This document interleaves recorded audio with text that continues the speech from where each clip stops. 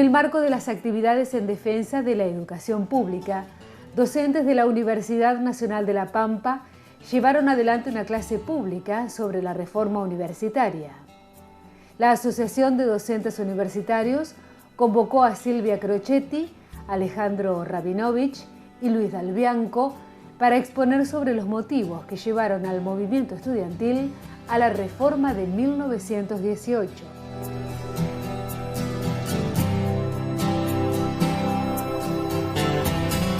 Recrear históricamente este acontecimiento, y por el otro lado, también hay grupos de estudiantes y de profesores de la comunidad universitaria, volver a pensar estos postulados de libertad, de autonomía en pos de la igualdad desde la universidad por la que estamos atravesando hoy en el siglo XXI. Desde ese punto de vista me parece sumamente auspicioso volver a pensar y a rediscutir el concepto de autonomía, el concepto de cogobierno, por ejemplo. La reforma universitaria es un acontecimiento histórico y de raíz latinoamericana, gestado por el movimiento estudiantil en la ciudad de Córdoba. Se da en un contexto internacional signado por episodios que pusieron en cuestión los valores del progreso hasta ese momento aceptados. El 18 es un año muy especial. Un año en el que la Primera Guerra Mundial está entrando en una fase de crisis, y con esa guerra, que era devastadora, un poco se pone en tela de juicio los valores que se daban por aceptados desde hacía décadas y décadas.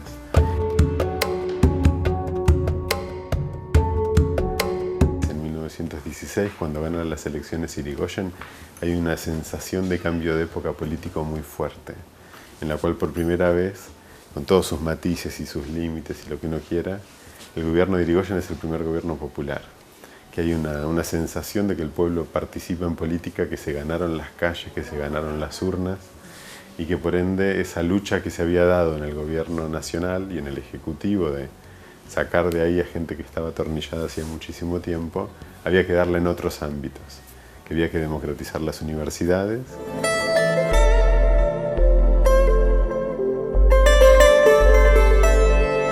Poder comprender que por esta lucha que se iniciara en Córdoba por parte del grupo de los estudiantes, que tuvo una acogida y una validación por el gobierno nacional de entonces de Hipólito Yrigoyen, esto permitió que los sectores medios ingresaran a la Universidad Argentina.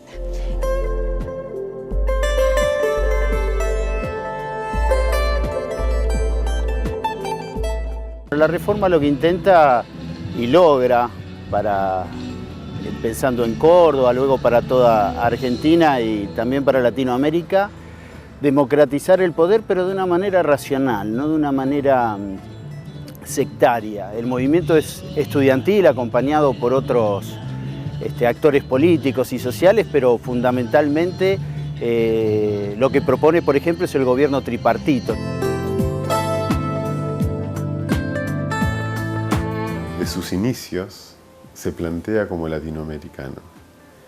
Y vos rastreás en otros ámbitos de la época, no hay un movimiento de ideas latinoamericanistas fuerte.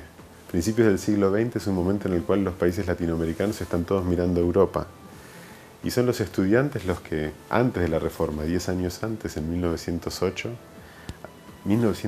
o sea, hace realmente en una época de muy poca conexión entre los países latinoamericanos, arman el primer congreso internacional latinoamericanista de estudiantes y empiezan a discutir sus problemas en común.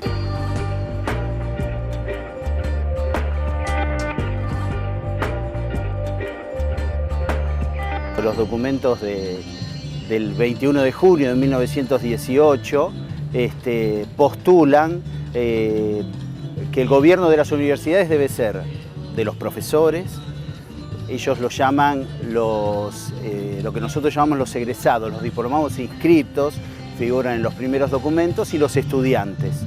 En una proporción similar, y en ningún momento se arrogan el control de las universidades, sino que eso parece muy interesante a lo largo del tiempo, que esa democracia sigue una racionalidad, no una soberbia o una idea sectaria.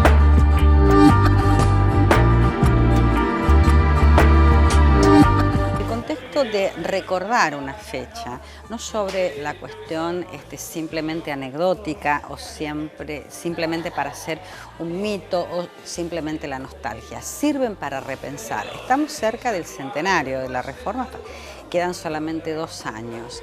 Y esto es un debate puede constituir una bisagra para los universitarios argentinos para repensarlo, para escribir, para debatir y para reformarnos y mirarnos a nosotros mismos.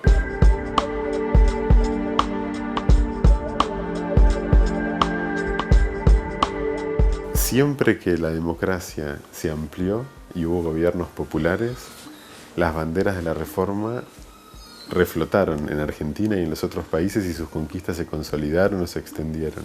Y siempre que hubo gobiernos reaccionarios o autoritarios o que miraban para otro lado y no para Latinoamérica, siempre eso tendió a ponerse en peligro y en jaque y a restringirse. Entonces es, creo, una lección de largo plazo de que en el fondo en Latinoamérica, por cómo se dieron las cosas, las luchas a favor y en contra de la democracia suelen tener que ver como el termómetro se da mucho en las universidades públicas. Entonces es una cosa que uno tendría que mirar siempre para ver el estado de la democracia actual.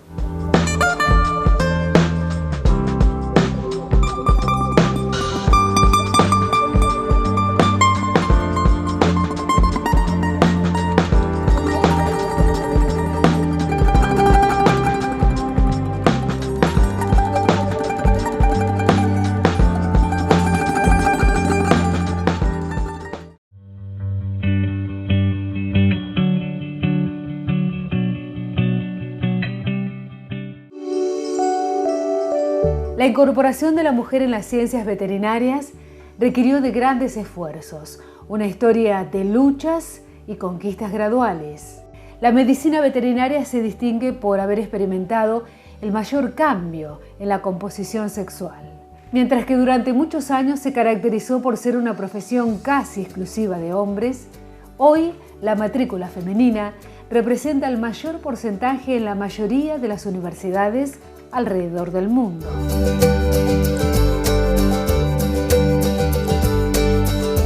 Los prejuicios, podríamos decir que existen sobre la mujer veterinaria, surgen desde los orígenes de la veterinaria, que fue por el año 1898, creo que fue en Escocia, ¿no es cierto?, donde surge la primera mujer veterinaria, que tuvo que hacer la carrera y ejercer los primeros años con una identidad falsa, ¿no es cierto?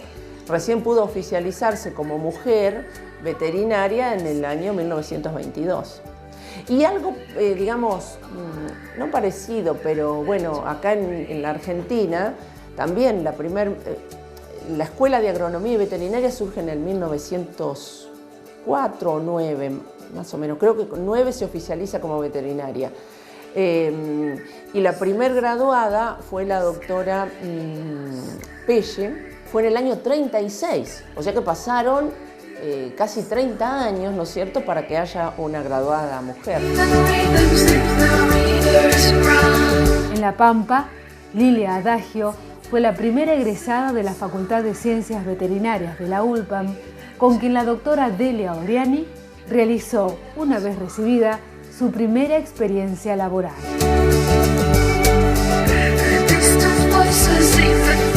La veterinaria tiene muchas ramas en las que una mujer puede trabajar. No solo en la clínica de grandes, que sería quizá ahí donde hay más prejuicios, ¿verdad? Pero está la parte de salud pública, docencia, laboratorio, bueno, clínica de pequeños animales, bromatología. Entonces, la inserción no creo que es complicada.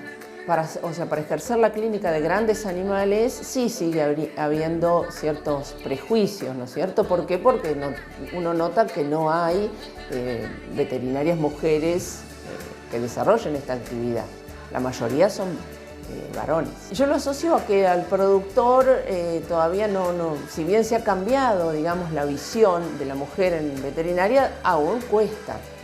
Y al momento de tener que elegir un médico veterinario, elige a un varón y no a una mujer. O quizá todavía las mujeres no se lo han propuesto, ¿verdad? Para ejercerlo. Exceptuando el año 2014, entre 2012 y 2016, las mujeres superaron el número de inscritos a los varones, lo que marca una tendencia que en el mundo va en ascenso.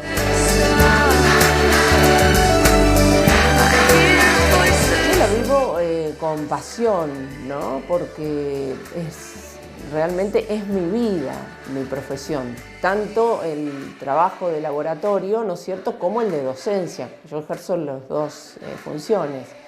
Y bueno, a mí me ha aportado todo. Porque la felicidad de poder trabajar en lo que realmente a uno le gusta, que es el laboratorio. Colaborar con el resto de los veterinarios, aportándole una herramienta más para el diagnóstico. Y después el hecho de transmitir lo que uno aprende, a través de la experiencia, ¿no es cierto?, no solo lo que uno ha estudiado, transmitirlo a los estudiantes, ¿no?, a quienes uno le agradece tenerlos, porque siempre con sus interrogantes a nosotros nos plantean nuevos problemas o nuevos retos, ¿verdad? Así como están las mujeres reconocidas en equinos o en los laboratorios, en la investigación, estaría bueno que también lo hagan en la parte de clínica de grandes animales y en la producción.